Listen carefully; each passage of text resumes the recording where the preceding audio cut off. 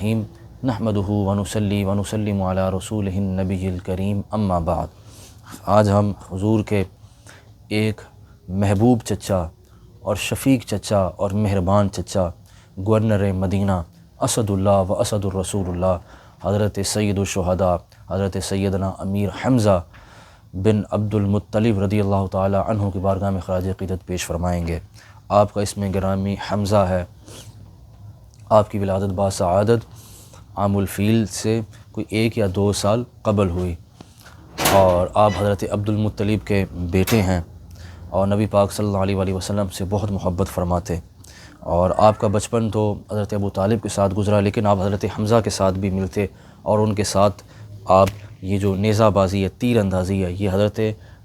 حمزہ سے آپ نے یہ فن آپ نے لیا۔ حضرت حمزہ شیر کا شکار کرتے۔ ایک دن شکار کر کے واپس آ رہے تو ابو جہل نے آپ کے ساتھ برا رویہ اپنایا، برا بھلا کہا۔ تو جب انہوں نے بتایا کہ مجھے اس طرح ابو جہل نے یہ کہا ہے، تو آپ سیدھا اس کے دروازے پہ گئے، دروازے کو ٹھوکر ماری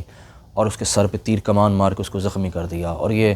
کام بھی حضرت امیر حمزہ ہی کر سکتے تھے، اور فرمایا کہ جاؤ آج میں بھی اپنے بھتیجے کے ساتھ ہوں، اور اعلانیہ طور پہ آپ نے کلمہ طیبہ پڑھا اور اسلام قبول کر لیا۔ اس کے بعد آپ ہر جگہ حضور کے ساتھ رہتے اور ہر جگہ آپ نے حضور کا ساتھ دیا۔ حضرت ابو طالب نے خاص طور پہ آپ کو حضرت حمزہ کو کہا کہ میں اب بوڑھا ہو چکا ہوں، میں ہر جگہ محمد کے ساتھ نہیں ہو سکتا، تم ابھی جوان ہو، مضبوط ہو، اور تم ہر جگہ میرے اس بھتیجے کے ساتھ آپ نے رہنا ہے۔ اور حضرت حمزہ ہر جگہ آپ کے ساتھ ہوتے، یعنی جب کہیں پہ اسلام کا درس ہو رہا ہوتا، اسلام کی دعوت دی جا رہی ہوتی، تو آپ وہ کہتے ہیں نا تلوار پکڑ کے باہر کھڑے رہتے تاکہ کوئی حضور کو نقصان نہ پہنچائے۔ جب حبشہ کی طرف ہجرت ہوئی، وہاں پہ بھی آپ اس ہجرت میں بھی گئے۔ پھر جب حضور نے مدینہ منورہ جانے کا حکم دیا تو آپ سب سے پہلے ہی مدینہ منورہ چلے گئے، اور وہاں پہ جا کے آپ نے انصار کو موبلائز کیا، اور وہاں پہ فضا ایسی بنائی کہ سب اسلام میں جوق در جوق داخل ہونا شروع ہو گئے۔ اس کے بعد جب آپ تشریف لائے تو حضرت حمزہ رضی اللہ تعالیٰ عنہ کو آپ نے حضرت زید بن حارثہ کا یعنی اسلامی بھائی بنایا، جو ایک بھائی چارے کا رشتہ قائم ہوا، اور حضرت حمزہ کا جو گھر تھا وہ مسجد نبوی کے بالکل ساتھ تھا، یعنی حضور کے گھر کے ساتھ حضرت حمزہ اور پھر اس کے حضرت عباس کا گھر تھا۔ سن 2 ہجری میں جب غزوہ بدر ہوا تو اس غزوہ میں آپ سپہ سالار تھے،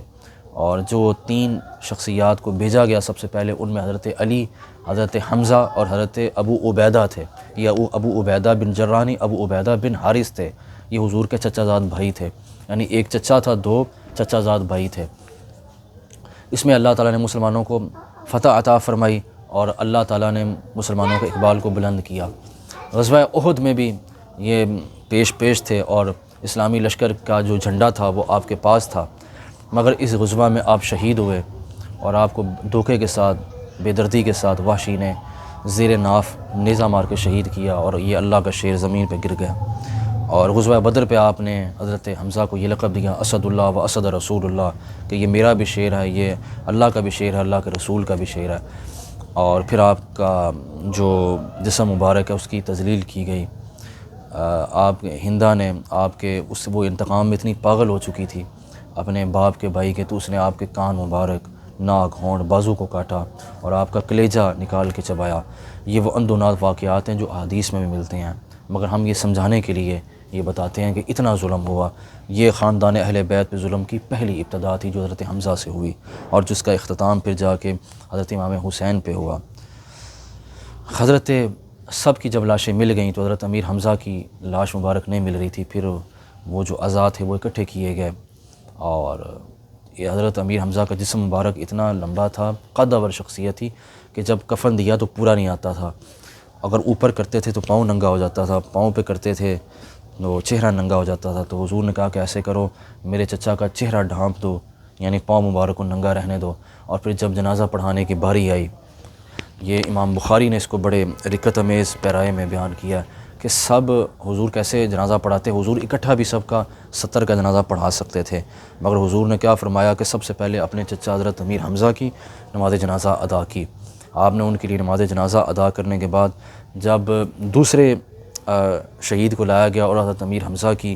یعنی جسم مبارک کو ہٹانے لگے تو حضور نے فرمایا نہیں، میرے چچا کا جو جسم ہے اس کو یہاں پہ پڑا رہنے دو اور باقی شہداء کو لاتے جاؤ۔ تو اس طرح ہوا کہ ایک شہید کو لایا جاتا، نماز جنازہ ہوتی، پھر تیسرے کو، پھر چوتھے کو، یعنی حضرت امیر حمزہ کا نماز جنازہ 70 دفعہ پڑھا گیا۔ یعنی آپ کی جو جسم مبارک تھا وہیں پہ ہی تھا، باقی شہداء کے لاشیں مبارک آتے، آپ جنازہ پڑھتے، پھر لے جاتے، پھر تیسرا آتا، پھر چوتھا، پانچواں، تو 70 مرتبہ حضور نے اپنے چچا کی کیا کہتے ہیں کہ نماز جنازہ ادا کی۔ اس میں محدثین فرماتے ہیں کہ وجہ یہ تھی کہ حضور کو ان سے محبت بہت زیادہ تھی، تو حضور چاہتے تھے کہ میں زیادہ سے زیادہ وقت اپنے چچا کے ساتھ گزار سکوں اور میں زیادہ سے زیادہ اپنے چچا کو دیکھ سکوں، کیونکہ اس کے بعد ظاہر ہے پھر ان کی تدفین کا عمل ہو جانا تھا، تو وہ اپنے چچا سے جو ان کی جدائی تھی وہ برداشت نہیں ہو سکتی تھی، اور پھر حضور نے اپنے ہاتھوں سے اپنے چچا کو تدفین فرمائی، اور حضور 1 سال تک غم زدہ رہے۔ حضرت ابو طالب کے وصال پہ بھی حضور نے 1 سال غم کیا، اور حضرت امیر حمزہ کے وصال پہ بھی آپ نے 1 سال غم کیا، اور پھر حضور باقاعدگی سے بدھ کے بدھ آپ جبل احد پہ تشریف لاتے، شہداء کی مزار پہ فاتحہ پڑھتے اور حضرت امیر حمزہ کے مزار پہ حاضری دیتے، کیونکہ بدھ کو آپ شہید ہوئے تھے، تو بدھ کے بدھ آپ تشریف لاتے، اور یہ معمول آپ کا وصال تک رہا، یعنی آخری بدھ کو بھی آپ صحابہ کرام آپ کو وہاں لے کر گئے۔ تو یہ حضرت امیر حمزہ سے آپ کتنی محبت ہے۔ حضور نے فرمایا کہ یہ جو میرا چچا ہے یہ دکھوں کو دور کرنے والا ہے، مصیبتوں کو کم کرنے والا ہے، لوگوں کو خوشیاں دینے والا ہے، اور حضور نے فرمایا کہ یہ چچا میرے مدینے کا میزبان ہے، یہ میرے مدینے کا گورنر ہے، اور آج بھی مدینے میں وہی رہتا ہے جس کو حضرت امیر حمزہ اجازت دیتے ہیں۔ جو مدینے کی ذرا بھر بھی بے ادبی کرتا ہے تو حضرت امیر حمزہ بالکل اس کی سرزنش کرتے ہیں، اور حضور ان کی بات کبھی نہیں ٹالی۔ 2 شخصیات ہیں، حضرت